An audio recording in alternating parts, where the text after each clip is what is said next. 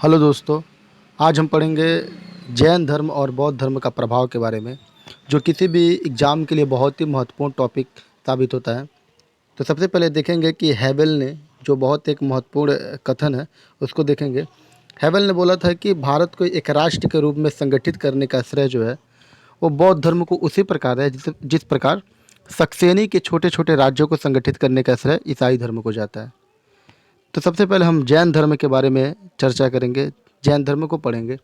तो सबसे पहले है कि जैन धर्म के बारे में कि छठी शताब्दी में विश्व के इतिहास में एक धार्मिक क्रांति का युग था और इस युग में विश्व के अनेक देश को धार्मिक क्षेत्र में युग परिवर्तनकारी घटनाओं तथा महापुरुषों का उदय हुआ।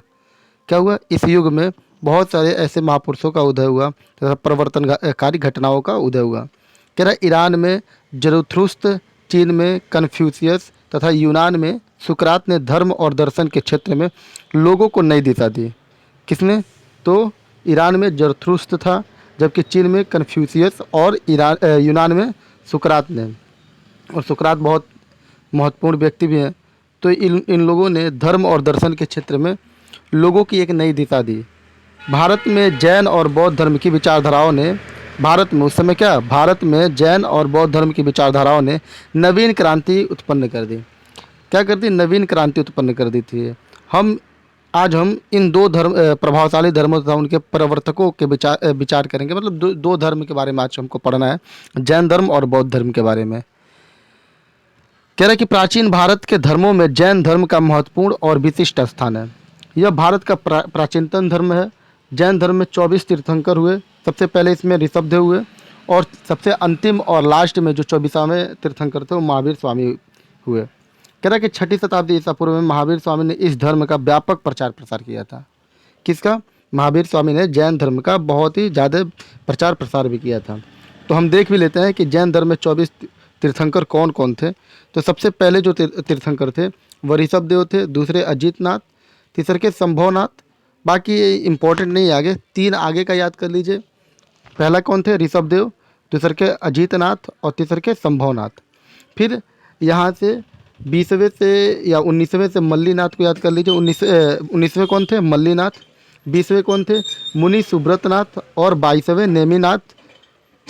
21वें नेमिनाथ, इसमें गलती छप गया, 21वें नेमिनाथ थे, जबकि 22वें अरिष्टनेमि थे और 23वें पार्श्वनाथ और 24वें, और इन्हीं को इसके संस्थापक भी माना जाता है। जैन धर्म का वास्तविक संस्थापक महावीर स्वामी को। तो 24वें हमारे महावीर स्वामी थे। महावीर स्वामी की शिक्षाएं जो थी, तो महावीर स्वामी की शिक्षाएं जो है वह वैशाली के निकट एक कुंडल ग्राम में एक क्षत्रिय राज परिवार में हुआ था। महावीर स्वामी का जन्म कहाँ हुआ था? तो एक वैशाली के निकट कुंडल ग्राम में एक क्षत्रिय राज परिवार में इनका जन्म हुआ था। इनके पिता का नाम सिद्धार्थ तथा इनकी माता का नाम क्या था? इनकी माता का नाम त्रिशला था। इनके पिता का नाम सिद्धार्थ था और इनकी माता का नाम त्रिशला था। 30 वर्ष की आयु में ही महावीर स्वामी सत्य की खोज में घर परिवार छोड़कर निकल पड़े थे। 22 वर्ष की कठिन तपस्या के बाद जाम्भी ग्राम के निकट ऋजुपाली की सरिता के तट पर इन्हें कैवल्य की प्राप्ति हुई। क्या हुआ? 12 वर्ष की कठिन तपस्या के बाद जाम्भी ग्राम के निकट ऋजुपाली की सरिता के तट पर इन्हें कैवल्य की प्राप्ति होती है। कैवल्य मतलब जो ज्ञान होता है, इनको सर्वोच्च ज्ञान होता है, कैवल्य की प्राप्ति होती है। कितने वर्ष के बाद? तो 12 वर्ष की कठिन तपस्या के बाद महावीर स्वामी को क्या होता है? ऋजुपाली की सरिता के तट पर, पूछा जाता है कि ऋजुपाली नदी है कि सरिता के तट पर इन्हें कैवल्य की प्राप्ति होती है। कह रहा है इंद्रियों को जीतने का कारण यह जीन तथा मतलब क्या है? जो इंद्रियों को वश में कर लेता है या इंद्रियों को जो जीत लेता है उसे जीन बोलते हैं। तो इंद्रियों को जीतने के कारण महावीर स्वामी को जीन कहा गया तथा महान पराक्रमी होने के कारण इन्हें महावीर कहा गया। क्या बोला गया? इन्होंने इंद्रियों को क्या कर लिया था? अपने वश में कर लिया था, इंद्रियों को जीत लिया था, इसलिए इनको जीन बोला गया। और चूंकि यह महान पराक्रमी थे और महान पराक्रमी होने के कारण इन्हें महावीर बोला गया। 30 वर्ष तक इन्होंने अपने धर्म का प्रचार प्रसार किया और अंत में 72 वर्ष की आयु में राजगिरी के समीप पावापुरी में इनका निर्वाण प्राप्त हुआ। निर्वाण प्राप्त करने का मतलब क्या है कि जैन धर्म में जब आदमी क्या होता था? मृत्यु प्राप्त कर लेता था या मोक्ष की प्राप्ति कर लेता था तो उसे निर्वाण की प्राप्ति बोलते थे। क्या बोलते थे? निर्वाण की प्राप्ति हो जाना। और कहाँ इनको निर्वाण की प्राप्ति हुई थी? तो राजगीर के पावापुरी में महावीर स्वामी को निर्वाण की प्राप्ति हुई थी। इनके जन्म और मृत्यु के संबंध में मैतज्ञ नहीं है, कुछ विद्वान इनका जन्म 540 ईसा पूर्व और कुछ 599 ईसा पूर्व मानते हैं। कुछ विद्वान इनकी मृत्यु 468 ईसा पूर्व और कुछ 527 ईसा पूर्व मानते हैं। तो ये विवाद है इनके जन्म का। इनका जन्म आता भी नहीं है जल्दी। जो यदि दोनों में से कोई भी आ जाए तो आप दोनों में से जो सही लगे उसको टिक कर दीजिए। वैसे दोनों में से एक ही आएगा ऑप्शन में। बोल रहा है कि जैन धर्म में दो प्रमुख संगतियाँ का मतलब संगतियाँ हुई थी, दो सम्मेलन हुए थे प्रमुख। सबसे पहली संगति जो हुई थी वह पाटलिपुत्र बिहार में हुआ था। सबसे पहला जो संगति था कहाँ हुआ था? जो सबसे पहले संगति थी वो पाटलिपुत्र बिहार में हुआ था 300 ईसा पूर्व। कब हुआ था? 300 ईसा पूर्व पाटलिपुत्र बिहार में। और इसके अध्यक्ष जो थे वह स्थूलभद्र थे। कौन थे? स्थूलभद्र। इसका परिणाम क्या हुआ कि प्रथम संगति होने के बाद परिणाम क्या हुआ कि परिणाम ये हुआ कि बिखरे व लुप्त ग्रंथों का संचयन, जो इधर उधर पड़े हुए थे ग्रंथ, उनका संचयन हुआ। पुनर्प्रणयन, 12 अंकों का प्रणयन किया गया। जैन धर्म का 2 धाराओं में विभाजन हो गया, एक दिगंबर और एक श्वेतांबर। कौन? एक दिगंबर। दिगंबर मतलब क्या होता है? जो नग्न रहने वाले थे, जो कपड़े वगैरह नहीं पहनते थे, वह दिगंबर कहलाएं। और इन दिगंबर के जो नेता थे, या एक तरह से जो बोला जाए कि नेतृत्व करने वाले थे, वो भद्रभाव थे। कौन थे? भद्रभाव। एक जो श्वेतांबर हुए, श्वेतांबर कैसा वस्त्र धारण करते थे? तो श्वेतांबर का मतलब, श्वेत का मतलब सफ़ेद, तो श्वेतांबर मतलब जो सफ़ेद वस्त्र धारण करने वाले थे उन्हें श्वेतांबर बोला गया। और श्वेतांबर का जो नेतृत्व करता था वह स्थूल भाव था। कौन था? स्थूल भाव के नेतृत्व में श्वेतांबर का ये दो में विभाजन हो गया। कौन कौन? जो जैन धर्म था वो क्या 2 धाराओं में बट गया, पहला दिगंबर, दूसरा का श्वेतांबर। द्वितीय संगति जो होती है वह बल्लभी में होती है। पहली कहाँ हुई थी? तो पहली जो थी आपकी पाटलिपुत्र बिहार में हुई थी, और जो दूसरी संगति होती है वो बल्लभी गुजरात में होती है। कहाँ होती है? बल्लभी गुजरात में, 512। पहला वाला कब हुआ था? 300 में।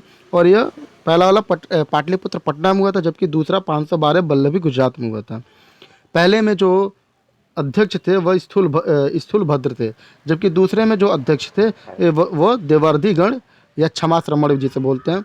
दूसरे संगति में जो अध्यक्ष थे वो कौन थे? क्षमा श्रमण थे। इसमें भी क्या हुआ कि जो बिखरे हुए ग्रंथ थे उनका संकलन किया गया और उन्हें क्रमानुसार प्रणयन किया गया। ठीक है। इसमें देखते हैं कि जो सबसे इम्पोर्टेंट इसमें है वो 24वें तीर्थंकर, जो जैन धर्म के वास्तविक संस्थापक है महावीर स्वामी, उनके बारे में पढ़ा जाता है। तो इनका जो जन्म है वो 540 ईसा पूर्व कुंडल ग्राम, जो वैशाली के निकट है, बिहार में हुआ था। इनके पिता का नाम सिद्धार्थ था, जो वज्जी संघ के कुंड ग्राम के ज्ञातक क्षत्रिय के प्रधान थे। वंश पूछा जाता है तो सिद्धार्थ किस वंश के थे?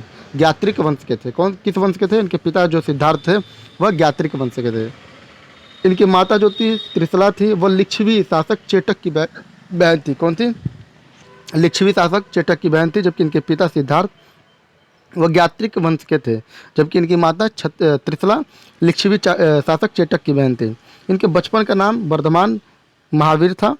इनके बचपन का नाम क्या था? वर्धमान महावीर। और इनकी पत्नी का नाम यशोदा था, जो कुंडिन्य गोत्र के राजा समरवती की कन्या थी। क्या कौन थे? जो इनकी पत्नी थी वो यशोदा थी, जो कुंडिन्य गोत्र के राजा समरवती की कन्या थे। इनकी पुत्री का नाम था प्रियदर्शनी। कौन था? इनकी पुत्री का नाम प्रियदर्शनी था, जबकि इनके जो प्रियदर्शनी का शादी हुआ था जिससे, इनके दामाद जो थे वो जमाली थे, और ये प्रथम विरोधी भी साबित हुए। कौन हुए? ज्ञान प्राप्ति के 14वें वर्ष ये जो इनके दामाद थे वो जमाली थे, प्रथम विरोधी भी इनको कहा जाता है। और द्वितीय विरोधी जो थे वो तिसगुप्त। कौन थे? तिसगुप्त।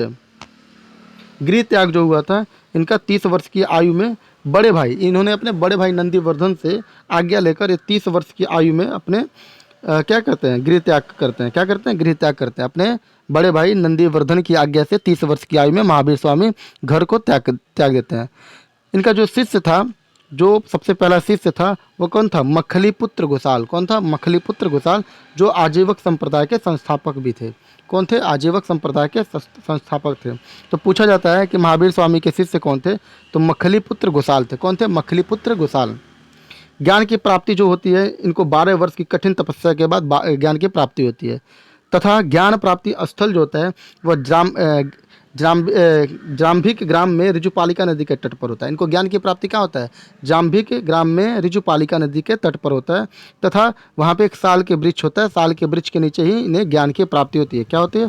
साल के वृक्ष जाम्बिक ग्राम में जो ऋजुपालिका नदी होती है वहाँ पे एक साल का वृक्ष होता है। तो साल के वृक्ष के नीचे ही इनको ज्ञान की प्राप्ति होती है। और प्रथम शिष्य जो होते हैं वो इनके पुत्र वो इनके दामाद जमाली होते हैं।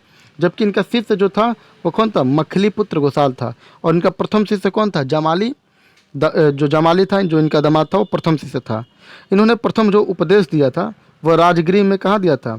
वो सबसे पहला उपदेश जो इन्होंने दिया था वह दिया था राजगृह में, वाराकर नदी के तट पर।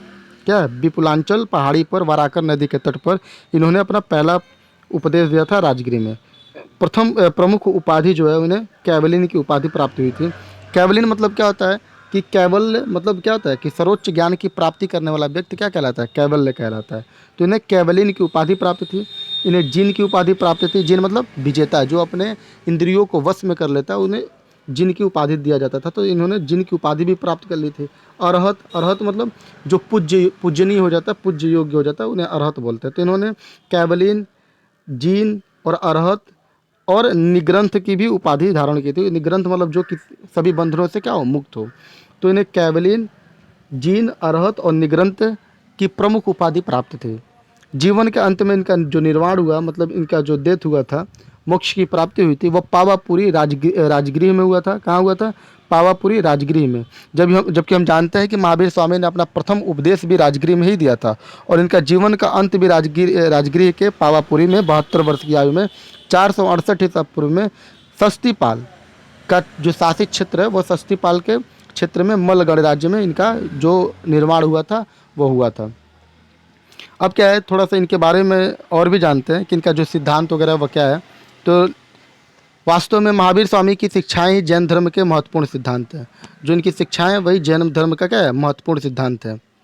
जो इन्होंने शिक्षा दी थी वही इनकी सिद्धांत है। तो जैन धर्म के प्रमुख सिद्धांत, पहला है कि ईश्वर में अविश्वास। इन्होंने ईश्वर में विश्वास नहीं जताया था। इनके अनुसार क्या था कि सृष्टिकर्ता ईश्वर नहीं है, जो सृष्टि बनाए हैं वह ईश्वर नहीं है।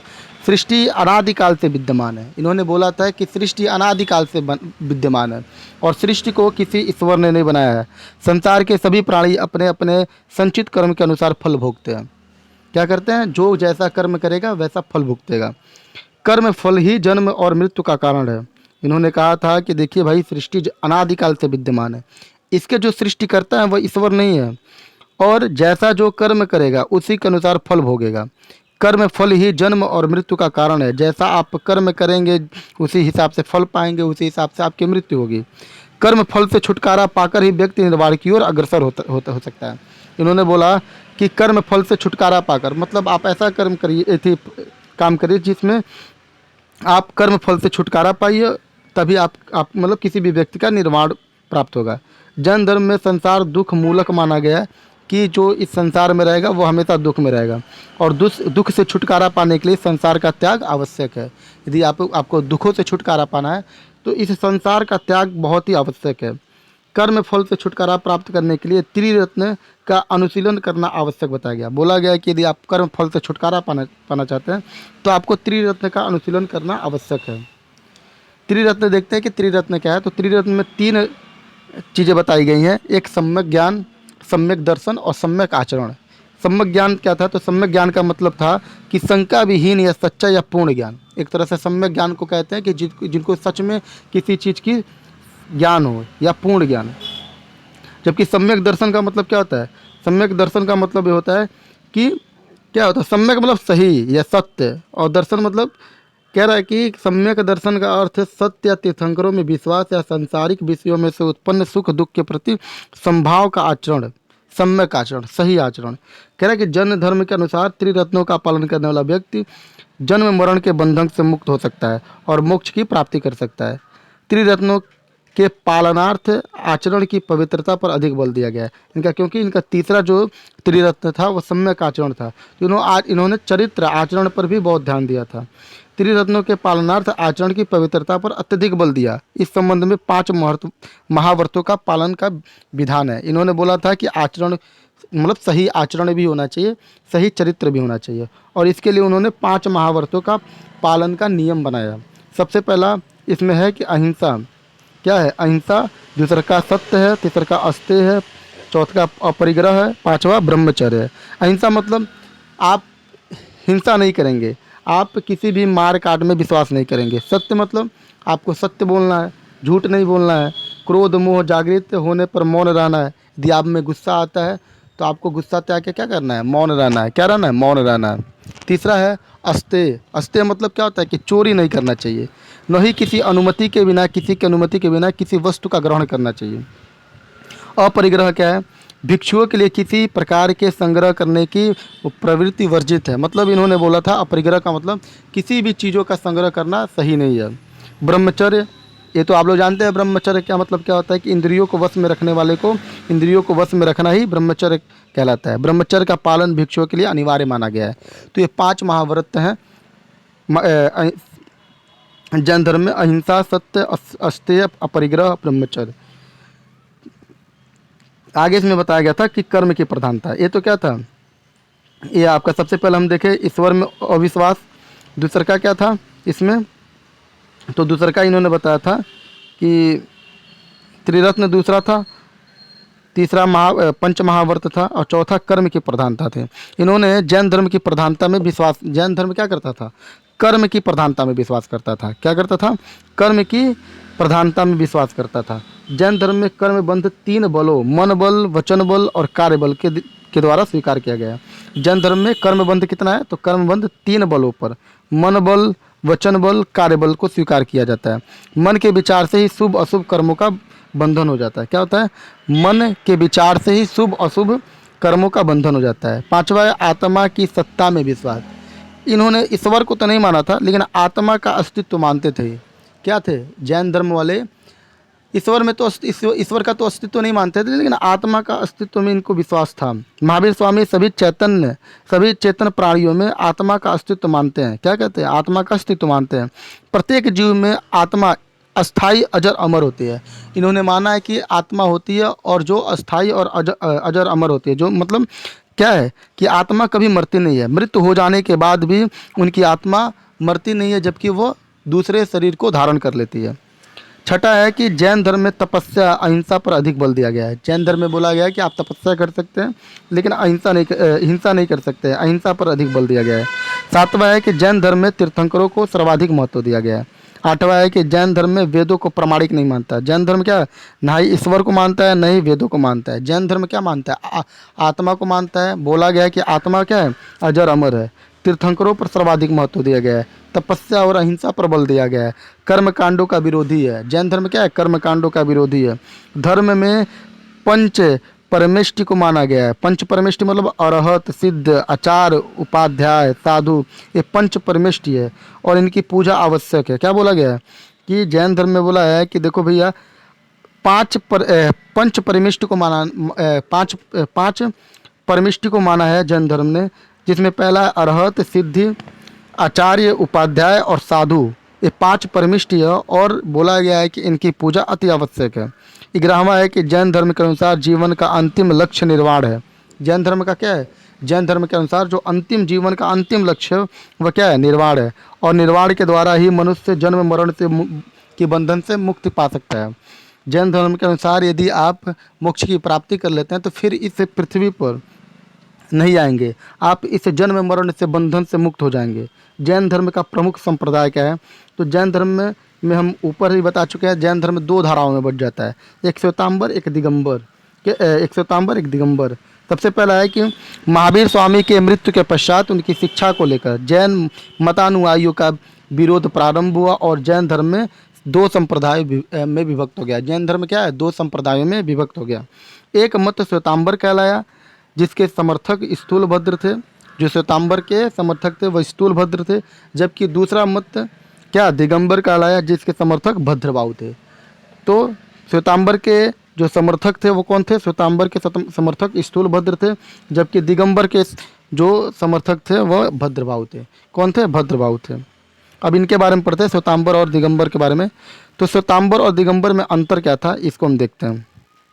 सबसे पहला अंतर था श्वेतांबर और दिगंबर में कि श्वेतांबर क्या करते थे, वस्त्रों को धारण करते थे, जबकि दिगंबर वस्त्रों को धारण नहीं करते थे। श्वेतांबर क्या करते थे, वस्त्र को धारण करते थे, जबकि दिगंबर वस्त्रों को धारण नहीं करते थे। श्वेतांबरवादी स्त्री के लिए मोक्ष संभव मानते थे।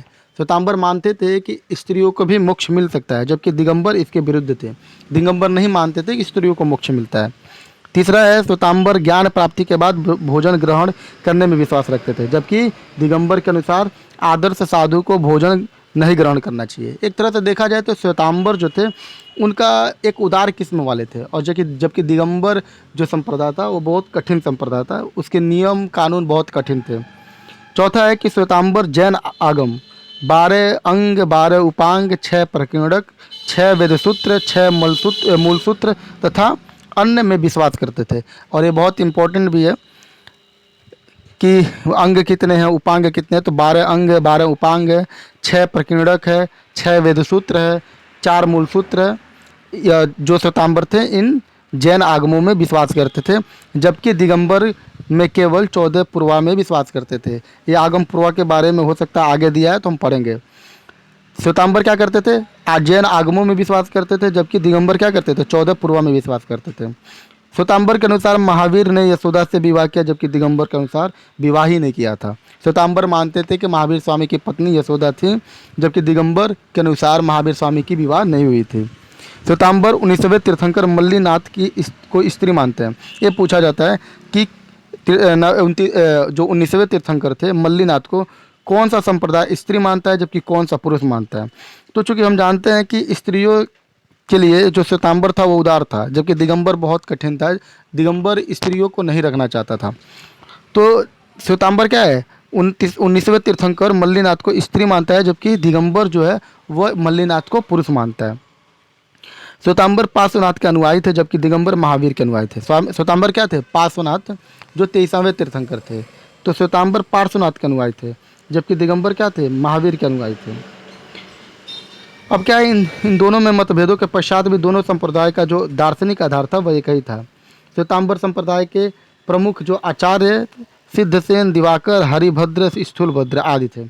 जो श्वेतांबर में जो सबसे मेन थे, जो सबसे नेतृत्व जो श्वेतांबर का नेतृत्व करता थे वह स्थूलभद्र थे। इस मत का प्रसार मुख्यतः गुजरात और उसके आसपास के क्षेत्रों में हुआ। श्वेतांबर का जो प्रचार प्रसार हुआ कहाँ हुआ, गुजरात के आसपास के क्षेत्रों में हुआ। दिगंबर संप्रदाय के प्रमुख आचार्य भद्रभाव, नेमीचंद, ज्ञानचंद, विद्यानंद आदि थे। इस मत का प्रसार उत्तरी भारत के मथुरा तथा दक्षिण में मैसूर क्षेत्र में हुआ। चूँकि अब यह हो सकता है आगे दिया होगा, अकाल पड़ने पर क्या होता है, जो दिगंबर संप्रदाय होता है वह दक्षिण के क्षेत्र में चले जाते हैं। तो ये क्या होता है, इनका जो प्रचार प्रसार हो जाता है वह दक्षिण के क्षेत्रों में भी हो जाता है।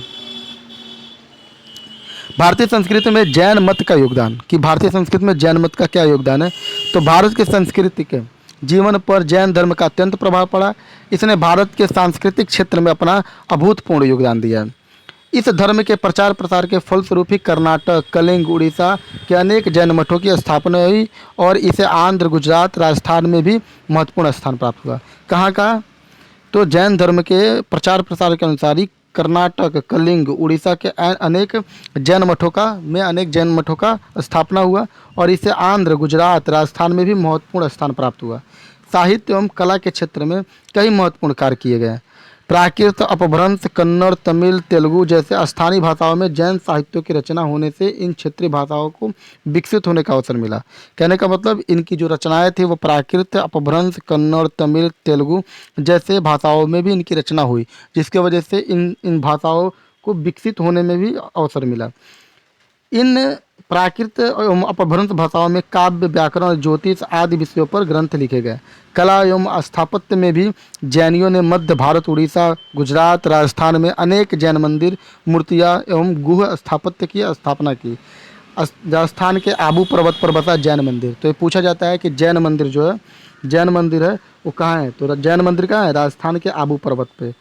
कहाँ पे, राजस्थान के आबू पर्वत पे जैन मंदिर है। जबकि दिलवाड़ा मंदिर, ठीक है, जैन मंदिर कौन है, दिलवाड़ा मंदिर है। उड़ीसा का उदयगिरी जैन पहाड़ी खुजराहो के मंदिर में जैन स्थापत्य का उत्कृष्ट उदाहरण मिलता है। ठीक है, जैन पहाड़ी कहाँ है, खुजराहो के मंदिर में है। ठीक है, तो राजस्थान के आबू पर्वत पर बसा जैन मंदिर, दिलवाड़ा का मंदिर, उड़ीसा का उदयगिरी जैन पहाड़ी खुजराहो के मंदिर जैन स्थापत्य का उत्कृष्ट उदाहरण है। इस प्रकार जैनियों ने भारत कला को उन्नत बनाने में अहम योगदान दिया है। नैतिक सिद्धांतों के प्रचार प्रसार में भी जैन धर्म ने महत्वपूर्ण योगदान दिया है। क्या? नैतिक सिद्धांतों के प्रचार प्रसार में भी जैन धर्म ने महत्वपूर्ण योगदान दिया है। सत्य, अहिंसा, सदाचार अपनाकर जन साधारण को जीवन का सरल मार्ग अपनाने का उपदेश दिया है। जैन धर्म का योगदान भारतीय संस्कृति में प्रत्येक क्षेत्र में दृष्टिगोचर होता है। अब इसके बाद पढ़ते हैं हम बौद्ध धर्म के बारे में। चूँकि बौद्ध धर्म से जैन धर्म एक तरह से संक्षिप्त में है, बौद्ध धर्म काफ़ी बड़ा है, तो इसको हम पढ़ते हैं बौद्ध धर्म के बारे में। तो यहाँ से पढ़ते हैं, चूँकि ऊपर क्या है, ऊपर इसी के बारे में दिया है, जबकि यहाँ पे शॉर्ट में दे दिया है। बौद्ध धर्म का जो वास्तविक संस्थापक था, वास्तविक संस्थापक क्या, बौद्ध धर्म में एक ही संस्थापक ही थे, महात्मा बुद्ध। तो महात्मा बुद्ध का जो जन्म हुआ था वो कब हुआ था? 563 ईसा पूर्व लुम्बिनी में कपिलवस्तु, जो वर्तमान लुम्बिनी है, नेपाल में हुआ था। याद क्या करना है कि जो महात्मा बुद्ध का जन्म था वो कहाँ हुआ था? लुम्बिनी में हुआ था। कहाँ हुआ था? लुम्बिनी में। इनके पिता का नाम शुद्धोधन, जबकि महावीर स्वामी के पिता का नाम सिद्धार्थ था, जबकि इनके पिता का नाम क्या है? शुद्धोधन। शुद्धोधन जो थे वो शाक्य के राजा कपिलवस्तु के शासक थे। शाक्यों के राज्य कपिलवस्तु के शासक थे, जबकि इनकी माता का नाम महादेवी था, जो कुछ ही समय बाद इनकी मृत्यु हो जाती है, महादेवी महामाया की। बचपन का नाम इनका क्या था? तो बचपन का नाम इनका महावीर स्वामी गौतम बुद्ध का क्या था? सिद्धार्थ था। क्या था? सिद्धार्थ था। जबकि महावीर स्वामी के पिता का नाम सिद्धार्थ था और इनके बचपन का, गौतम बुद्ध के बचपन का नाम क्या था? सिद्धार्थ। जबकि गोत्र गौतम था। क्या इनका था? गोत्र जो था वो गौतम था। इनका जो पालन पोषण था वो गौतमी विमाता प्रजापति ने किया था। इनकी मौसी थी जो गौतमी प्रजापति, उन्होंने इनका पालन पोषण किया था। क्यों? क्योंकि इनकी जो माता थी महामाया देवी, उनका मृत्यु हो गया था। उनका बहुत कम उम्र के थे, तभी इनकी महामाया देवी की मृत्यु हो गई थी। तो इनका जो पालन पोषण होता है वो गौतमी प्रजापति करती हैं। इनका जो विवाह होता है वो 16 वर्ष की अवस्था में ही हो जाता है यशोधरा से। इनकी पत्नी का नाम यशोधरा था और यशोधरा जो थी वो कोली गणराज की राजकुमारी थी। क्या थी? कोली गणराज की राजकुमारी थी। इनके पुत्र का नाम राहुल था। क्या था? इनके पुत्र का नाम राहुल था।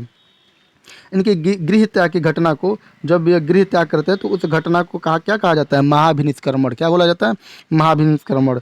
इनके जो सारथी थे वो कौन थे? चन्ना थे। कौन थे? चन्ना थे। जबकि इनके घोड़े का नाम कभी कभार पूछा जाता है, तो कंथक इनके घोड़े का नाम था। सारथी चन्ना थे, जबकि घोड़े का नाम क्या था? कंथक। इनका जो गुरु थे वो क्या थे? जो प्रथम गुरु थे वो अलार कलाम थे। कौन थे? अलार कलाम। जबकि इनको ज्ञान की जो प्राप्ति होती है वो 35 वर्ष की आयु में बैसाख पूर्णिमा के दिन क्या होती है? 35 वर्ष की आयु में बैसाख पूर्णिमा के दिन इनको ज्ञान की प्राप्ति होती है और यह क्या कहलाते हैं? बुद्ध कहलाते हैं। जबकि यही चीज़ महावीर स्वामी क्या था? महावीर स्वामी को जब ज्ञान की प्राप्ति होती है तो उन्हें कैवल्य बोला जाता है। क्या बोला जाता है? कैवल्य बोला जाता है। जो ज्ञान की प्राप्ति का इनका स्थल था वो गया में था। कहाँ था? बोध गया, बिहार में था। और इनको निरंजना नदी के तट पर, क्या? निरंजना नदी के तट पर इनको ज्ञान की प्राप्ति होती है। तो देखा जाए तो इनको ज्ञान की प्राप्ति जो होती है वह वट वृक्ष के नीचे गया में निरंजना नदी के तट पर इनको ज्ञान की प्राप्ति होती है। और ये अपना प्रथम उपदेश पाली भाषा में, उनमें हमने बताया थे, जबकि वो अपना प्रथम उपदेश जो दिए थे राजगिरी में वो प्राकृत भाषा में दिए थे। जबकि महात्मा बुद्ध जो है वो अपना प्रथम उपदेश कब देते, किस भाषा में दिए हैं? पाली भाषा में। किस भाषा में दिए हैं? इन्होंने अपना प्रथम उपदेश जो है वो पाली भाषा में दिया है। किस में दिया? पाली भाषा में। स्थल ऋषिपत्तनम, सारनाथ। याद करना है, सारनाथ। ये अपना प्रथम उपदेश कहाँ दिए थे? सारनाथ में दिए थे, पाली भाषा में दिए थे। और ये स्थान कह रहे कि स्थान वाली जो 5 ब्राह्मण पंचवर्गीय घटना धर्मचक्र प्रवर्तन कला है। मतलब ये जो अपना उपदेश दिए थे उस उपदेश को धर्मचक्र प्रवर्तन बोला जाता है। धर्मचक्र प्रवर्तन। जबकि इनके गृह त्याग की घटना को क्या बोला जाता है? महाभिनिष्क्रमण। जबकि इनके उपदेश की घटना को बोला जाता है धर्मचक्र प्रवर्तन। क्या बोला जाता है? धर्मचक्र प्रवर्तन। धर्म प्रचार का जो स्थल है वो कहाँ का धर्म का अपने प्रचार किए? तो अंग, मगध, काशी, मल्ल, शाक्य, वज्जी, कौशल राज्य इत्यादि में इन्होंने धर्म का प्रचार प्रसार किया। इनके जो जीवन का अंत था, जो इनको महापरिनिर्वाण की प्राप्ति हुई वो 483 ईसा पूर्व 80 वर्ष की आयु में बैसाख पूर्णिमा। जबकि इनका जन्म भी कब हुआ था? बैसाख पूर्णिमा के दिन। एक कुशीनारा है जो कुशीनगर स्थान है, उत्तर प्रदेश में पड़ता है। कहाँ है? उत्तर प्रदेश में कुशीनगर स्थान है। वहाँ पे इनका जो महापरिनिर्वाण हुआ था गौतम बुद्ध का, कुशीनगर में हुआ था। कसिया गांव महापरिनिर्वाण। ये क्या है कि अभी जो कुशीनगर में जो जगह है, चूँकि मैं भी इसी स्थान से हूँ, तो कुशीनगर में जो अभी जहाँ पे इनको महापरिनिर्वाण हुआ था, ये कस्या गांव है। क्या है? कस्या गांव है। विशेष क्या है कि कह रहा है कि बुद्ध का जो जन्म है, विशेष क्या है, बुद्ध का जन्म, ज्ञान प्राप्ति और महानिर्वाण तीनों बैसाख पूर्णिमा के दिन हुआ था। ये विशेष दिन था इनके लिए, बैसाख पूर्णिमा, क्योंकि बुद्ध का जन्म, ज्ञान प्राप्ति और महापरिनिर्वाण ये तीनों के तीनों बैसाख पूर्णिमा के दिन हुआ था। इसीलिए बैसाख पूर्णिमा को बुद्ध पूर्णिमा के रूप में मनाया जाता है। बैसाख पूर्णिमा को किस किस रूप में मनाया जाता है? बुद्ध पूर्णिमा के दिन मनाया जाता है, क्योंकि इनको ज्ञान की प्राप्ति, जन्म और महापरिनिर्वाण ये तीनों बैसाख पूर्णिमा के दिन ही प्राप्त हुआ था। बौद्ध धर्म में के जो सिद्धांत थे, इन्होंने अपने सिद्धांत में 4 आर्य सत्य को माना है। महात्मा बुद्ध ने 4 आर्य सत्यों का उपदेश दिया है। वह इस प्रकार है कि पहला जो आर्य सत्य है उसमें बोला है कि जीवन में दुख ही दुख है। क्या है? जीवन में दुख ही दुख है, और इस दुख का कारण तृष्णा है, इच्छा है। ठीक है, पहला जो है आर्य सत्य में उन्होंने बोला है कि जीवन में दुख ही दुख है। दूसरा है और बोला है कि दुख का कारण क्या है? इच्छाएं हैं, तृष्णा है। तीसरा है कि दुख को दूर करने के लिए उसके कारण का निवारण बहुत आवश्यक है। और चौथा उन्होंने कहा है कि दुख निरोधक मार्ग अष्टांगिक मार्ग कहलाता है।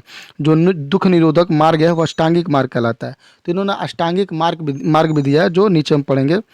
इन्होंने अष्टांगिक मार्ग में 8 प्रकार के मार्ग बताए हैं कि यदि 8 का आप पालन करते हैं तो आप दुखों से दूर रहेंगे। सबसे पहला है कि सम्यक दृष्टि। सम्यक दृष्टि क्या होता है? तो इसमें बताया गया है कि जीव को सत्य असत्य, उचित अनुचित का भेद करके किसी भी कार्य को करना चाहिए। ये नहीं कि हम कोई भी काम करें, चाहे वह उचित हो या ना हो, हम उस काम को कर दें, चाहे वह गलत हो या सही हो। मतलब इन्होंने कहा है कि हम उसको भेद करके, उसमें अंतर करके करें। जो उचित हो, जो सही हो, उसी को हम करें।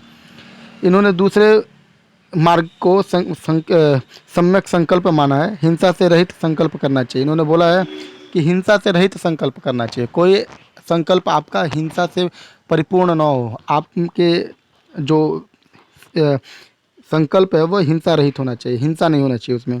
तीसरा जो है वह सम्यक वचन है। सम्यक वचन में क्या है कि हमेशा किसी भी जीव को मधुर वाणी का प्रयोग करना चाहिए।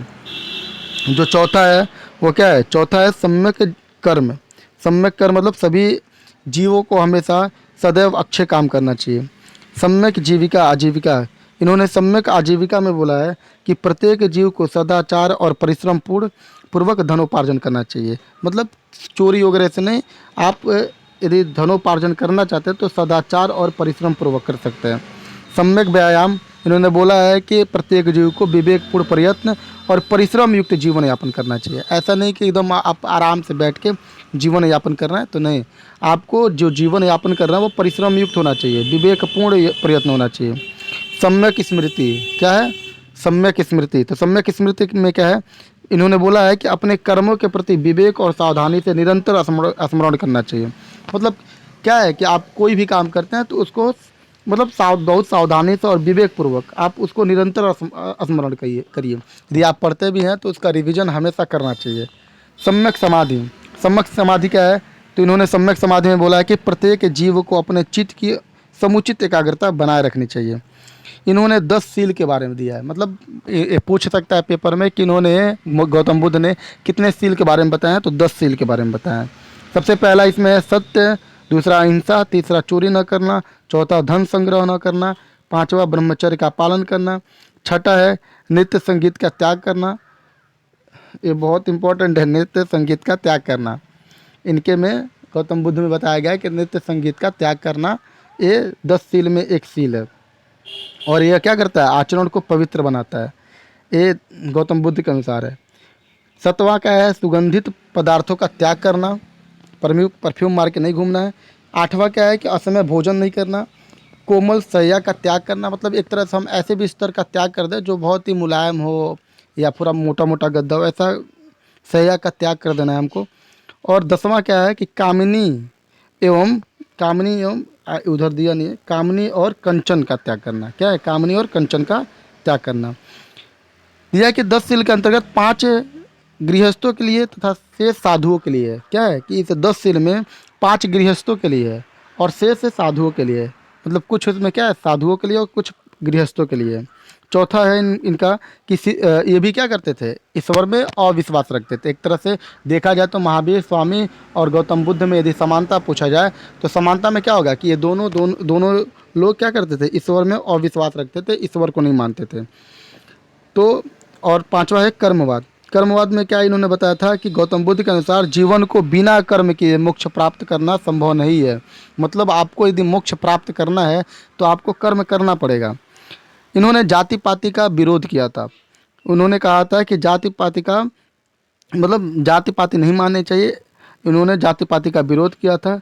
यह धर्म मानव समानता का पक्ष मतलब पक्ष पोषण करता है। क्या इन्होंने बोला था कि जाति पाति जो होता है वो मानव धर्म के समानता का पक्ष पोषण करता है। इससे क्या होता है कि आदमी समान नहीं रह जाता है, ऊंच नीच हो जाता है। सातवां है क्या है, निर्वाण की प्राप्ति। इनका अंतिम जो लक्ष्य था, इनका भी क्या था, अंतिम लक्ष्य जो था वो मोक्ष की प्राप्ति करना था। तो मोक्ष की प्राप्ति या निर्वाण प्राप्ति भी महावीर स्वामी और गौतम बुद्ध दोनों में समान पाया जाता है। गौतम बुद्ध ने भी बोला था कि निर्वाण प्राप्ति जीवन का अंतिम लक्ष्य होना चाहिए, जबकि महावीर स्वामी ने भी बोला था कि जीवन में अंतिम लक्ष्य निर्वाण की प्राप्ति होना चाहिए। जबकि इन दोनों में क्या है, ईश्वर में मतलब अविश्वास भी एक तरह से समान है, क्योंकि महावीर स्वामी भी ईश्वर में अविश्वास को मानते थे, ईश्वर को नहीं मानते थे, जबकि महात्मा बुद्ध भी ईश्वर को नहीं मानते थे। अब क्या है कि बौद्ध धर्म की महासंगतियाँ, ये बहुत ही इंपॉर्टेंट है, बहुत ही महत्वपूर्ण है। इसमें हम पढ़ते हैं कि गौतम बुद्ध में 4 संगतियाँ हुई थी, जबकि महावीर स्वामी जैन धर्म में क्या 2 संगतियाँ हुई थी। पहला पाटलिपुत्र, पहला किस में हुआ था, पाटलिपुत्र। दूसरा का क्या हुआ था, दूसरा आपका किस में हुआ था, राजगिरी में। दूसरा किस में हुआ था, राजगिरी में। और पहला कहाँ हुआ था, पाटलिपुत्र में। इसमें हम लोग देख लेते हैं। देखिए बल्लभी गुजरात में, मुझे लग रहा था दूसरा मैं गलत बोल रहा था। पहला क्या है, पाटलिपुत्र बिहार में, और दूसरा बल्लभी गुजरात में हुआ था। ठीक है, पहले के जो अध्यक्ष थे वह कौन थे, स्थूलभद्र, और दूसरे के कौन थे, क्षमाश्रमण के थे। कौन थे, क्षमाश्रमण। और जबकि महात्मा बुद्ध में 4 संगतियाँ होती हैं, चारों संगतियाँ बहुत ही महत्वपूर्ण है। सबसे जो पहला संगति है वो 483, पहले डेट आप लोग याद कर लीजिए कैसे याद करना है। सबसे पहला जो संगति हुई थी वो 483, फिर 383, मतलब 100 साल का गैप था। पहला 483, फिर 383, और तीसरा जो होता है वो 251 में होता है। क्या होता है, 251। पहला 483, फिर 383, फिर 251, और फिर प्रथम शताब्दी में क्या होता है, प्रथम शताब्दी में 483, 383, 251 और प्रथम शताब्दी। तो एक तो याद ही नहीं करना है, चौथा वाला आप छोड़ ही दीजिए कि प्रथम शताब्दी में हुआ था। आप 2 याद करिए, पहला 483, फिर 100 साल के गैप में 383, उसके बाद 251 में। पहला जो हुआ था वह राजगिरी में हुआ था, जबकि दूसरा जो हुआ था वैशाली में हुआ था। पहला कहाँ हुआ था, पहला राजगिरी में, जबकि दूसरा वैशाली में, और तीसरा पाटलिपुत्र, और चौथा कुंडलवन कश्मीर में। पहला राजगिरी, कभी कभी दे देता है सप्तपर्णिका गुफा में भी हुआ था, तो ये देख के चलिएगा। पहला कहाँ होता है, राजगिरी में, दूसरा का वैशाली में, तीसरा पाटलिपुत्र। पहला राजगिरी, दूसरा का वैशाली, तीसरा पाटलिपुत्र। जो पहला बौद्ध संगति था उसके जो किसके शासनकाल में हुआ था, तो अजात शत्रु के। पहला अजात शत्रु के, दूसरा कालाशोक के, तीसरा अशोक के। पहला अजात शत्रु, दूसरा कालाशोक, तीसरा का अशोक। और फिर जो चौथा है किसके शासनकाल में हुआ था, तो कनिष्क के शासनकाल में। चौथा किसके हुआ था, कनिष्क के शासनकाल में। पहला जो संगति था वो 483 में राजगिरी में, किसके शासनकाल में, अजातशत्रु में। और अध्यक्ष कौन था, तो महाकश्यप इसके अध्यक्ष थे। कौन थे, महाकश्यप इसके अध्यक्ष थे।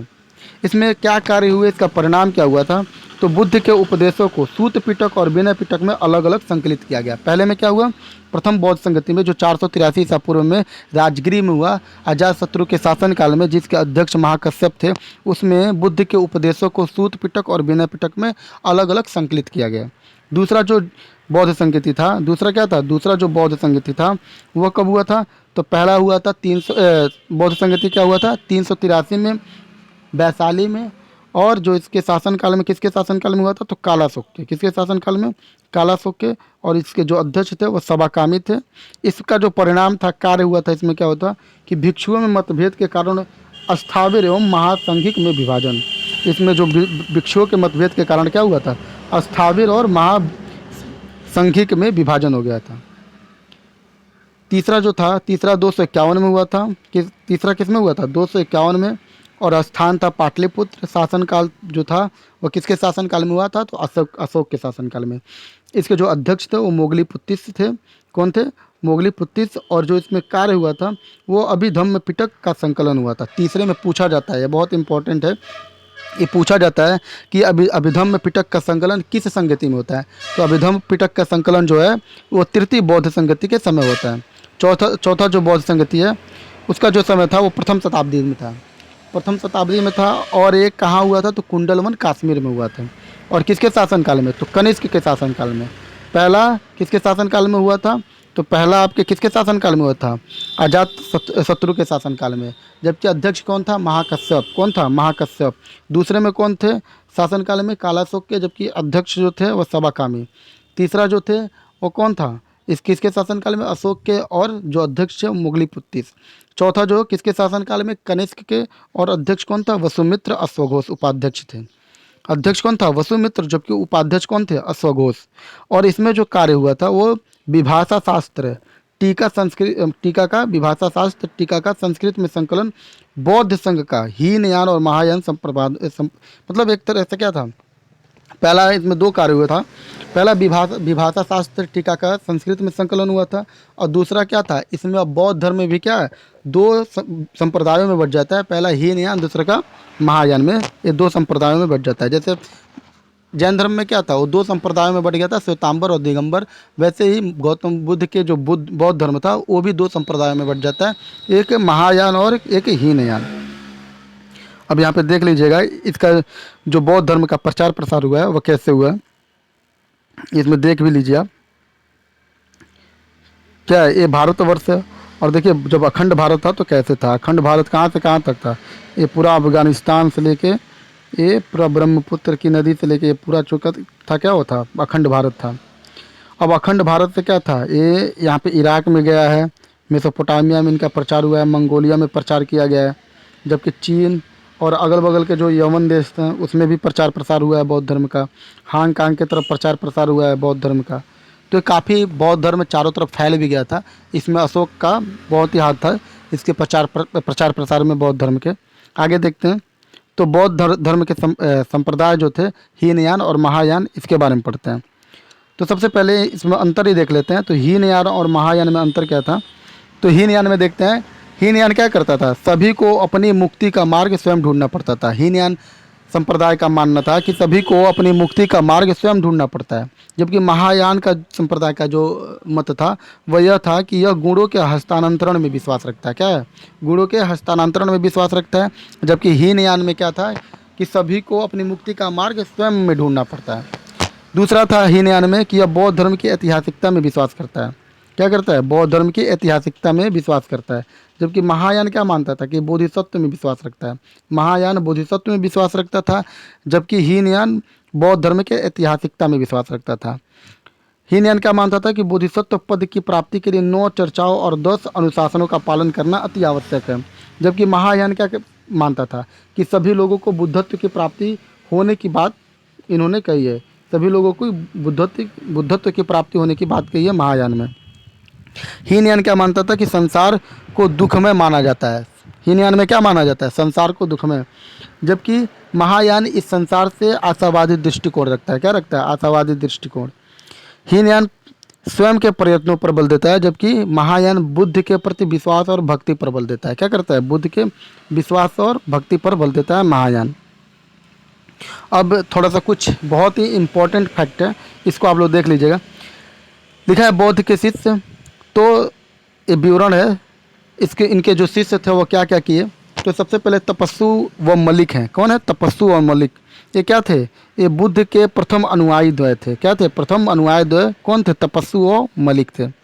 जबकि पंचवर्गीय ब्राह्मण में कौन कौन आते हैं? तो कौंडिन्य, बप्पा, भादिया, महानामा और असतागी, ये 5 ब्राह्मण वर्गीय आते हैं बौद्ध धर्म में। यश कह रहा है कि बनारस का धनाढ़ श्रेष्ठी। यश कौन था? बनारस का धनाढ़ श्रेष्ठी था। जबकि सारिपुत्र कौन था? तो राजगिरी का ब्राह्मण सारिपुत्र पहले संजय का अनुयायी था, बाद में अपने गुरु के साथ क्या कर लिया? बुद्ध से दीक्षित हुआ था। कौन था? जो सारिपुत्र था, पहले तो राजगिरी के ब्राह्मण सारिपुत्र अपने संजय का अनुयायी था, बाद में वो अपने गुरु के साथ बुद्ध से दीक्षित हुआ। क्या हुआ? बुद्ध से दीक्षित हुआ। मोदगलयान, ये कौन था? तो राजगिरी का ब्राह्मण मोदगलायन, जो पहले संजय का अनुयायी बाद में बुद्ध से दीक्षित हुआ। राहुल कौन थे? तो ये तो आप लोग जानते हैं कि राहुल गौतम बुद्ध के कौन थे? पुत्र थे। नंद कौन थे? तो गौतम बुद्ध का सौतेला भाई का नाम क्या था? नंद। उपाली, आनंद, जीवक, ये लोग इंपॉर्टेंट है, बहुत ज़्यादा इंपॉर्टेंट है। उपाली, आनंद और जीवक। उपाली कौन थे? तो साक के राजा निवासी और नापित पुत्र थे उपाली। जबकि आनंद कौन थे? आनंद सबसे प्रिय शिष्य थे महात्मा बुद्ध के। कह रहा है कि बुद्ध का निजी शरीर, परिचारक व बुद्ध का परम प्रिय शिष्य। बुद्ध के अधिकांश उपदेश आनंद को संबोधित। सबसे बड़ा योगदान स्त्रियों को संगम। अच्छा, स्त्रियों को ये पूछता है कि स्त्रियों को बौद्ध धर्म में मतलब प्रवेश देने में किसका योगदान था? तो आनंद का योगदान था। और बुद्ध का अधिकांश उपदेश आनंद को संबोधित करता है। सबसे बड़ा योगदान था इनका, आनंद का। दूसरे नेक्स्ट है जीवक। तो जीवक कौन थे? ये राजगिरी के गणिका सालवती का पुत्र, वो प्रसिद्ध वैद्य था, एक तरह से वैद्य थे, डॉक्टर थे उस समय। कौन? जीवक। कह रहा है कि मगध नरेश बिंबिसार ने जीवक को अवंती नरेश प्रद्योत के चिकित्सा उज्जैन, मतलब उनके चिकित्सा के लिए क्या किया था? मगध नरेश बिंबिसार ने क्या किया था? मगध नरेश बिंबिसार ने जीवक को अवंती नरेश प्रद्योत को के चिकित्सा के लिए उज्जैन भेजा था। तो ये पूछ सकता है क्वेश्चन कि मगध नरेश बिंबिसार ने जीवक को किसके चिकित्सार्थ के लिए उज्जैन भेजा था या कहाँ भेजा था? तो प्रद्योत के चिकित्सार्थ के लिए किसको? जीवक को कहाँ भेजा था? उज्जैन भेजा था। सुनीति, ये बहुत इंपॉर्टेंट नहीं है। अंगुलीमाल देख लीजिए, अंगुलीमाल भी बहुत इंपॉर्टेंट है। अंगुलीमाल कौन थे? एक डाकू थे जो बुद्ध के संपर्क में आकर बौद्ध भिक्षु बन जाते हैं। ठीक है। अब इसमें बिंबिसार, अजातशत्रु, ये लोग तो क्या थे? बिंबिसार क्या किए थे? तो बिंबिसार क्या थे? मगध के शासक थे। बिंबिसार द्वारा बुद्ध को वेणुवन प्रदान किया गया था। क्या किया गया था? बिंबिसार द्वारा बुद्ध को क्या क्या किया गया था? तो वेणुवन प्रदान किया गया था। जबकि अजातशत्रु, तो अजातशत्रु क्या थे? ये भी मगध नरेश बिंबिसार के पुत्र थे। कौन थे? ये उनके पुत्र थे बिंबिसार के। और आरंभ में आजीवक संप्रदाय के संस्थापक मखली गोसाल के संपर्क में थे। तत्पश्चात महावीर स्वामी के संपर्क में आए और अंत में क्या है? ये गौतम बुद्ध के संपर्क में आकर बौद्ध धर्म में दीक्षित हुए, बौद्ध धर्म को अपना लिए। प्रसेनजीत कौन थे? तो कौशल नरेश प्रसेनजीत थे। महाकश्यप कौन थे? तो मगध का ब्राह्मण था महाकश्यप। प्रथम बौद्ध संगति के अध्यक्ष भी थे महाकश्यप। कौन थे? महाकश्यप प्रथम बौद्ध संगति के अध्यक्ष थे। प्रथम बौद्ध संगति के अध्यक्ष कौन थे? महाकश्यप। जबकि दूसरका के कौन थे? सबाकामी। तो दूसरका के कौन थे? सबाकामी। देख लीजिए एक बार और, ये बहुत इंपॉर्टेंट है। दूसरका के कौन थे? पहला के महाकश्यप, दूसरका के सबाकामी, तीसरका जो अध्यक्ष थे वो मोगलीपुत्तिस थे और चौथा जो अध्यक्ष थे वो कौन थे? वसुमित्र। और उसी में जो चौथे में उपाध्यक्ष पूछा जाता है तो कौन थे? अश्वघोष थे। कौन थे? अश्वघोष। और एक चीज़ और देख लीजिए आप लोग, ये सुभक्ष कौन था? तो सुभक्ष कौन था? एक कुशीनारा है, मतलब कुशीनगर का एक निवासी था, जो क्या है? बुद्ध का अंतिम शिष्य था और अंतिम उपदेश प्राप्त करता भी था। महात्मा बुद्ध ने सबसे लास्ट में, सबसे अंतिम में सुभक्ष को ही अपना उपदेश दिया था। कौन था? अब देखिए, जो शिष्याएँ थी, जो बौद्ध धर्म में जो महिलाएं प्रवेश की थी, उसमें जो कौन कौन इंपॉर्टेंट है? तो सबसे पहले तो महाप्रजापति गौतमी जो थी, जो इनका लालन पालन की थी। बुद्ध की क्या थी? मौसी थी, वो भी माता थी। और यह बुद्ध की प्रथम शिष्या भी थी। एक तरह से यदि ये पूछा जाता है कि गौतम बुद्ध की प्रथम शिष्या कौन थी, तो प्रथम शिष्या भी कौन थी? महाप्रजापति गौतमी। यशोधरा तो आप लोग जानते हैं कि गौतम बुद्ध की पत्नी थी। नंदा की कौन थी? तो महाप्रजापति की पुत्री व नंद की बहन थी। कौन थी? नंद की बहन और महाप्रजापति की पुत्री नंदा थी। आम्रपाली कौन थी? तो आम्रपाली वैशाली की नगर वधु। आम्रपाली वन का निर्माण, मतलब एक तरह से क्या था? आम्रपाली को माना जाता है कि उस समय एक वैश्या थी जो आनंद इनके यहाँ रुके थे आम्रपाली को, और आम्रपाली का भी जो प्रवेश था वो आनंद के द्वारा ही गौतम बुद्ध में कराया गया था।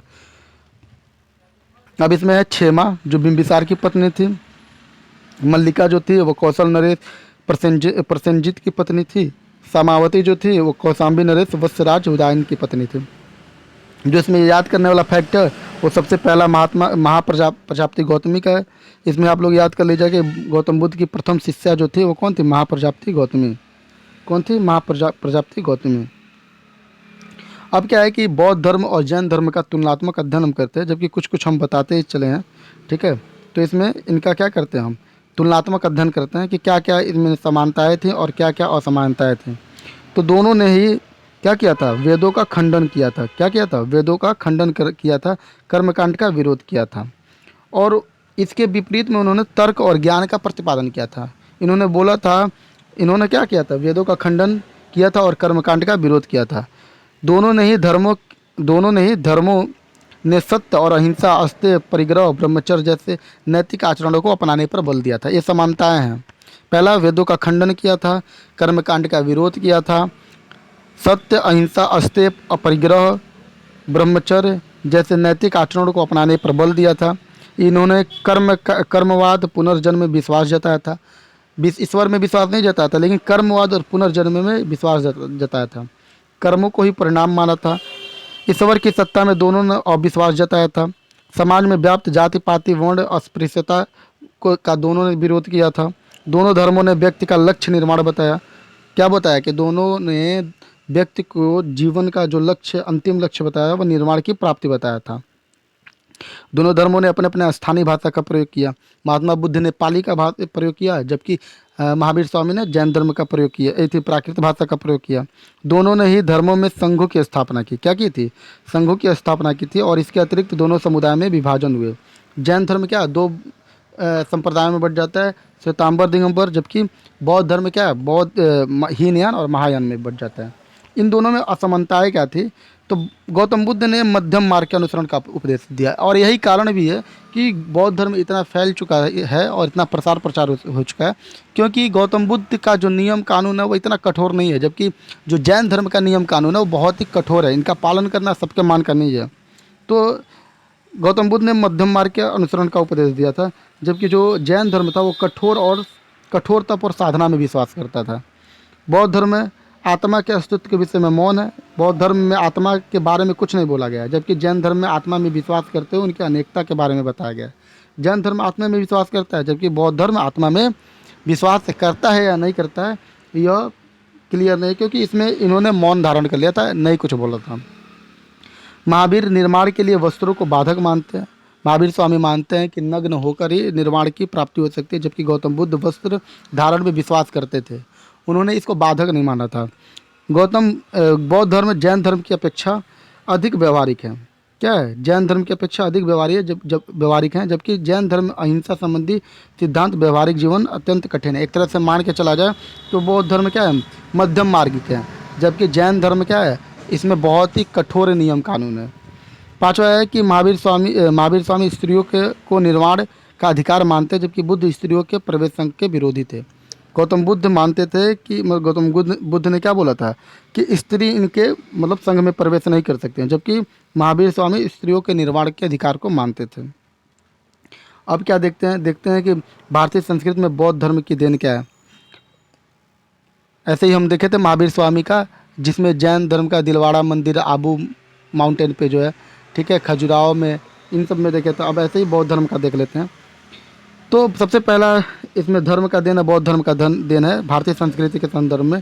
तो इसमें है कि अहिंसा, सहिष्णुता, परोपकार, दया और मानव कल्याण की भावना विकसित होती है जैन धर्म के अनुसार।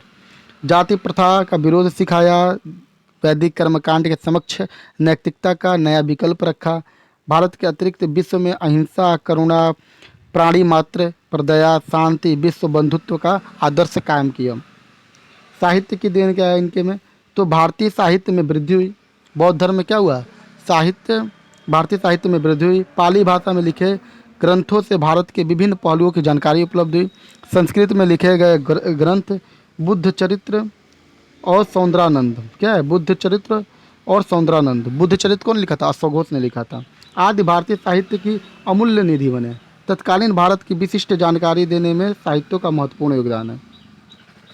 अभी इनके बौद्ध धर्म में बहुत सारे विश्वविद्यालयों का भी निर्माण हुआ था। सबसे पहला नालंदा विश्वविद्यालय, निर्माण नहीं हुआ था, इसमें बौद्ध धर्म की शिक्षा दी जाती है। सबसे पहले क्या है, नालंदा विश्वविद्यालय। तो नालंदा विश्वविद्यालय कहाँ है, बिहार के बड़गांव में है। इसके जो संस्थापक थे वो कुमारगुप्त प्रथम थे, जो गुप्त वंश के शासक थे। इसमें जो नालंदा विश्वविद्यालय, इसमें बौद्ध शिक्षा दी जाती थी। वल्लभी विश्वविद्यालय क्या है, ये गुजरात में, वल्लभी कहाँ है, गुजरात के भावनगर में। इसका जो निर्माण कराया था, संस्थापक थे वो भट्टार्क थे, मैत्रक वंश के। कौन थे, भट्टार्क। और इसमें हीनयान की शिक्षा दी जाती है। उदंतपुरी विश्वविद्यालय जो बिहार शरीफ बिहार में है, कौन है, उदंतपुरी विश्वविद्यालय बिहार शरीफ के बिहार में है। इसका जो संस्थापक थे वो गोपाल थे। कौन थे, गोपाल। और इसका जो इसमें जो महायान की शिक्षा दी जाती है। जबकि विक्रमशिला विश्वविद्यालय जो है वो अचिंकत गांव बिहार में है। लगभग सब बिहार में है, लगभग बिहार में। उदंतपुरी, विक्रमशिला और नालंदा, ये तीनों बिहार में है। इसका जो संस्थापक थे विक्रमशिला के, वह धर्मपाल पाल थे। ये बहुत इंपॉर्टेंट है संस्थापक। नालंदा के जैसे कुमारगुप्त थे, वल्लभी के भट्टार्क थे, उदंतपुरी के गोपाल थे, विक्रमशिला के धर्मपाल थे। सोमपुर विश्वविद्यालय का इसमें पता नहीं है, ये नौगांव बांग्लादेश में है।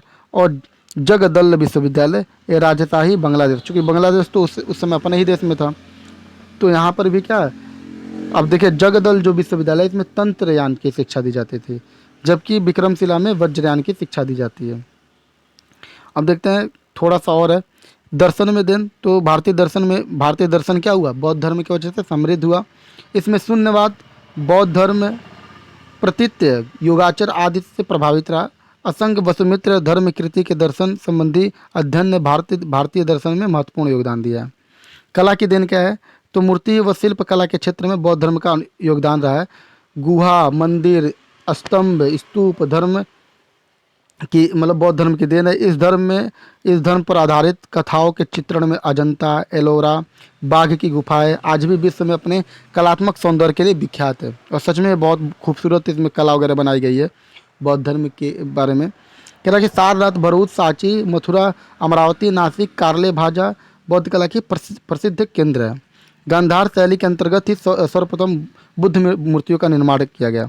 इसमें पूछता है कि सबसे ज़्यादा बुद्ध मूर्तियों का निर्माण किस में हुआ, तो गांधार शैली में। किस में हुआ, गांधार शैली में। कह रहा है कि विभिन्न संग्रहालयों में सुरक्षित बौद्ध और बोधिसत्व की मूर्तियाँ बौद्ध धर्म की भारतीय संस्कृति को इसकी अनुपम देन है। सांस्कृतिक दृष्टि में योगदान क्या है, तो बौद्ध धर्म के माध्यम से भारत का संपर्क विदेशों तक बढ़ा। महात्मा बुद्ध की शिक्षाओं का प्रचार प्रसार इस धर्म के अनुयायियों ने दक्षिण एशिया के देश जावा, सुमात्रा, कंबोडिया, बर्मा, तिब्बत, चीन आदि देशों में किया, जिससे इस धर्म से आकर्षित होकर विदेशों ने भी इस धर्म को अपनाया। इस प्रकार महात्मा बुद्ध के उपदेश वर्तमान में भी प्रासंगिक है। इनके नैतिक सिद्धांत आज भी विश्व का पथ प्रदर्शन करने में सक्षम है। कुछ महत्वपूर्ण बिंदु है, जल्दी जल्दी देख लेते हैं। लिखा है कि जैन धर्म भारत का अति प्राचीन धर्म है। जैन धर्म में 24 तीर्थंकर हुए, सब हम लोग पढ़ चुके हैं। प्रथम तीर्थंकर ऋषभदेव, 24 महावीर स्वामी, 30वें पार्श्वनाथ हुए। महावीर स्वामी का जन्म 599 ईसा पूर्व हुआ था। जैन धर्म के 3 त्रिरत्न थे, सम्यक ज्ञान, सम्यक दर्शन, सम्यक चरित्र। पंच महावर्त थे इसमें। अच्छा, कभी कभार ये भी पूछता है कि पंच महावर्त किसने दिया, जैन धर्म ने दिया या फिर बौद्ध धर्म ने दिया। तो पंच महावर्त किसने दिया था, जैन धर्म ने दिया था। बौद्ध धर्म के प्रवर्तक महात्मा गौतम बुद्ध थे। 4 आर्य सत्य इन्होंने दिया था, दुख समुदाय, दुख निरोधगामिनी प्रतिपदा। महात्मा बुद्ध ने अष्टांगिक मार्ग दिया था। अब यह कुछ महत्वपूर्ण बहुविकल्पीय प्रश्न है, इससे आप लोग कर लीजिएगा, मैं दे रहा हूँ। इसको करके आप लोग सभी लोग कमेंट सेक्शन में इसका उत्तर आप लोग डाल दीजिएगा। जैसे सबसे पहला, महावीर स्वामी का जन्म कहाँ हुआ है, महापरिनिर्वाण की घटना का आशय क्या है, निम्नलिखित में से कौन सा तत्व जैन धर्म के पंच महावर्त से लिया गया, बौद्ध धर्म में हीनयान शाखा के प्रवर्तक कौन है, महात्मा बुद्ध कौन थे, ऋषभदेव का संबंध किस धर्म से है, जैन धर्म के प्रथम तीर्थंकर कौन थे, गौतम जो बौद्ध धर्म है उसके प्रवर्तक कौन थे, महात्मा बुद्ध ने अपना प्रथम उपदेश कहाँ दिया। तो ये आप लोग करिएगा, ठीक है। यदि वीडियो अच्छी लगी तो प्लीज़ लाइक सब्सक्राइब जरूर कर दीजिएगा। धन्यवाद।